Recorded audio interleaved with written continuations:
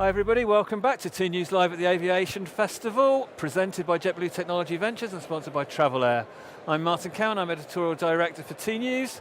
Next up I'm talking to Yanik Hoyles, who's the NDC Programme Director for IATA. Yanik, thanks for joining us. Usually in interviews I ask people what they do, what's NDC, but I think we've moved beyond that. I think everybody knows what NDC is, and it's been a pretty good couple of months at NDC HQ, I would imagine. There's been a lot happening recently. It seems to have gone into the mainstream acceptance. So what's the current state with NDC? I think if I may just say, your first comment is that I would not assume everyone knows what NDC is and is not. Okay. It's one of the things that, despite the very good progression to date, I think we have to keep focusing on communication still. Okay, but I might caveat by saying a tNews audience. I was going to say, for a tNews audience, I am very well assured that they are good, very knowledgeable about NDC. Yeah. Okay.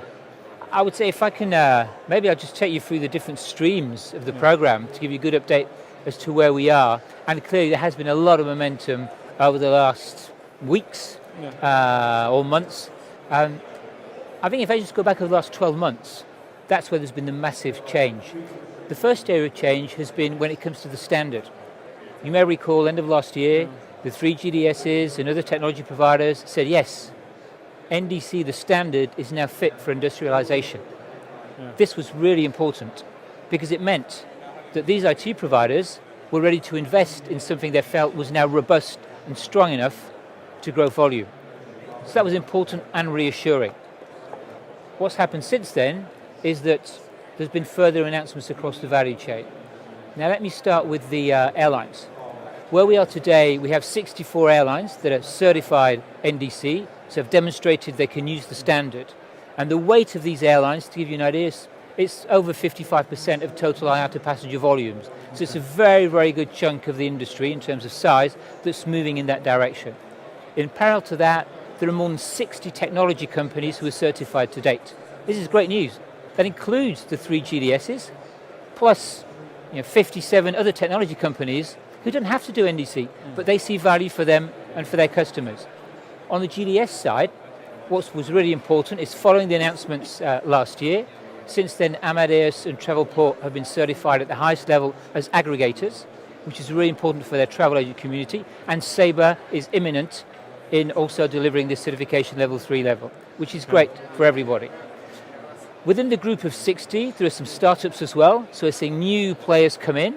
It'd be great if there were more, and that's what we aspire to, but some very good engagement for the technology players. Okay. Now, the announcements in the last few weeks were fascinating from a TMC point of view. It was great to hear the announcement from Sabre with American Airlines and partners, American Express GBT, Carlson Wagonlit, BCD, and Amadeus in parallel with similar partners, FCM as well, and Travelport who've been very, very active in their engagements with Qantas. So we're really seeing now that, I would say a year ago, none of the top 5 TMCs, other than HRG, who were the first, the earliest, were really engaged or talking publicly about NDC. What we saw a few weeks ago was some very public statements about their full engagement commitment to working with their partners. So this is good, once again, for everybody. It's not just the big guys. At our Business Travel Summit in June, we had some more agile TMCs who would say that when you ask some of these small TMCs, they say, no, I'm not a travel agent, I'm a tech company.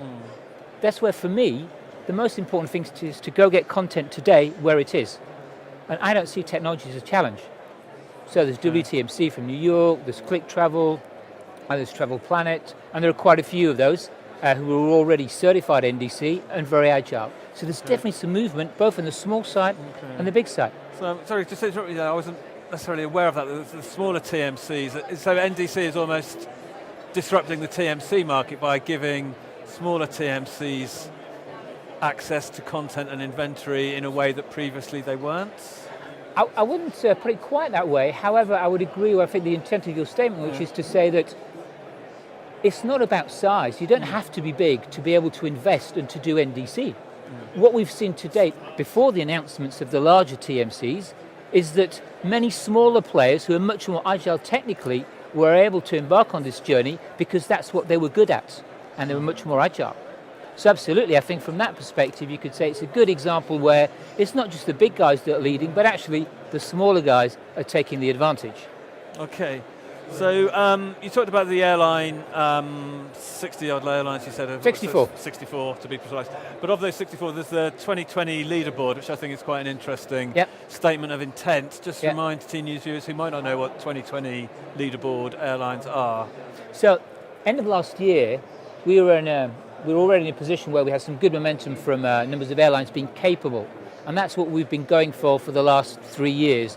Airlines just demonstrating the ability to use the messages. What our board of governors, which is 30 airline CEOs, the IATA board of governors, said, right guys, you're doing a really good job in engaging with the value chain, getting that level of capability to where it should be, above 50% of the weight of IATA passengers. Now we've got to go for critical mass. So our approach was to say, well, how do you go to critical mass when you've got 289 members, but also other airlines, there are more than 400 airlines in the world who can join in.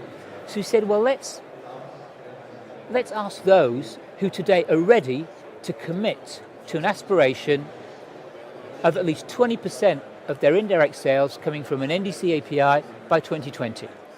So we kicked off this leaderboard end of last year, and it was fantastic because it took me less than 2 months to get these 21 airlines today to agree. Now, this is important because the airlines, when they sign up to the leaderboard and make their names public, it's on our website, on our registry, it's a big commitment that demonstrates their intentions.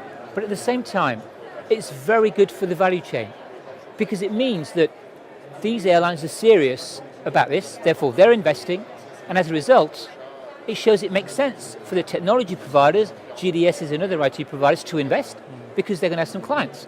And also, it means that for the end of the value chain, travel agents and corporate buyers, that this thing is really going to start to happen.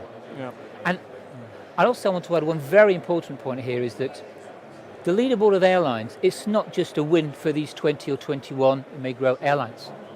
We believe that if by the end of 2020, these airlines, all of them or some of them get to 20% of their volume through an NDC API for indirect sales, that will mean that to get there, they'll have broken down the barriers of adoption, which are getting the technical plumbing right. They'll have that experience. They'll have broken down the barriers of new commercial agreements with their partners. They'll have broken down the barriers of sorting out their contracts. If they get to that point, there's no doubt that all the followers, it will be much easier, much faster, much more cost effective to come to this market of retailing powered by NDC. Yeah, I mean, I thought that 2020 was a statement of intent from the airlines and a commitment to the theory and practice of NDC. So getting towards the end of our 10-minute slot, so may I just say there's one community I've not talked about, I'll do it in 1 minute, is the corporate buyer community. Corporate buyers, yep. The buyers are very, very important. We started to engage with them 2 years ago. We have 2 advisory groups, one in Europe, one in North America, about 20 buyers altogether.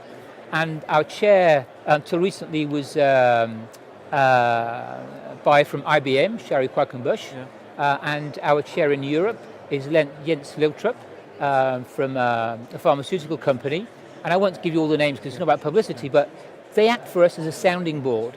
Do we understand NDC? What does it mean? What are we worried about? What do we like? What we found is that buyers who understand NDC like it as a majority. Okay. And what we did with these 2 groups are 2 papers recently. One was called Taking the Reins, which is where the buyer said to us, IATA, rather than we asking each airline what they're going to do new for us in this world of retailing, what's the new value proposition going to be, why don't we tell them? So we facilitated a brainstorm with them and published up to 50 ideas where buyers said to us, look, in this world of retail powered by NDC, here's the kind of stuff we'd be interested in. And the second thing we did 2 months ago, they came to us and said, let's do a brainstorm like this, thinking about what is the role of a TMC in a world of retailing from the perspective of a buyer, what do we expect? And there again, we were able to publish these reports to help facilitate conversations between airlines, buyers, TMCs and buyers to help build that better understanding of opportunities for value across the chain in a world of NDC. Okay, so now corporate buyers are now part of the NDC conversation. They're definitely part of the engagement process, and as I say, those who get it really see opportunities to better work with their partners, TMCs, airlines and GDSs in some cases as well. Okay, I mean, I know your job title is the NDC Program Director, but is there anything else that is sort of peripheral to NDC that's of interest? Well, the obvious answer to that is One Order. Yeah. One Order comes just kind of after NDC. Yeah. And the background to One Order is simple. For your expert viewers, they all know that the NDC architecture is about offers and orders, offer management and order management. But when NDC came to fulfillment, it was, well, you've got to put it back into P&Ls and tickets. Otherwise DCS won't work, revenue accounting won't work. So someone had the bright idea to say, well, what if that order in the NDC architecture went all the way through to fulfillment? Wouldn't it be so simple? It would be very similar to a low-cost ticketless environment, very close to a pure retail environment, and that means it would be much better customer experience as well, just like any retail shopping on Amazon or someone else.